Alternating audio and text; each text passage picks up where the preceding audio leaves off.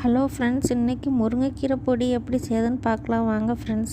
First முருங்கைக்கீரை எல்லாம் முருங்கைக்கீரையாக பார்த்து உருவி வச்சுக்கணும் ஃப்ரெண்ட்ஸ்.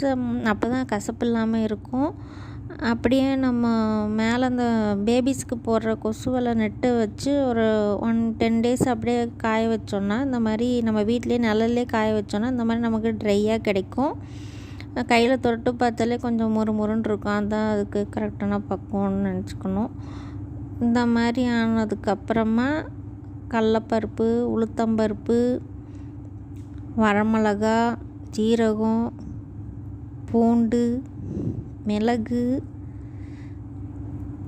எள், பெருங்காயம் இதெல்லாம் தனித்தனியாக வீடியோவில் காமிச்ச மாதிரி இளமையான சூட்டில் மெதுவாக நல்லா பொன்னிறமாக வறுத்து எடுத்துக்கணும் ஃப்ரெண்ட்ஸ். தேவையான அளவு உப்பு போட்டுக்கணும். எல்லாம் தனியாக வறுத்து எடுத்ததுக்கப்புறமா ஸ்டவ்வை ஆஃப் பண்ணிவிட்டு அந்த இளமையான அந்த இளஞ்சூட்டுலேயே இந்த கீரையும் போட்டு நல்லா வதக்கி எடுத்து வச்சுக்கணும். கொஞ்சம் ஆறுனதுக்கப்புறம் மிக்ஸி ஜாரில் போட்டு நமக்கு கொரகொரப்பாக வேணும்னா கொரகொரப்பாக வச்சுக்கலாம், இல்லை ஃபைன் பவுடராக வேணும்னா பவுடரை அரைச்சி வச்சுக்கலாம். நமக்கு ஹெல்தியான சத்தான முருங்கைக்கீரை பொடி ரெடி ஃப்ரெண்ட்ஸ். இதை பார்த்து நீங்கள் வீட்டில் செய்கிறதுனால செஞ்சுக்கலாம்.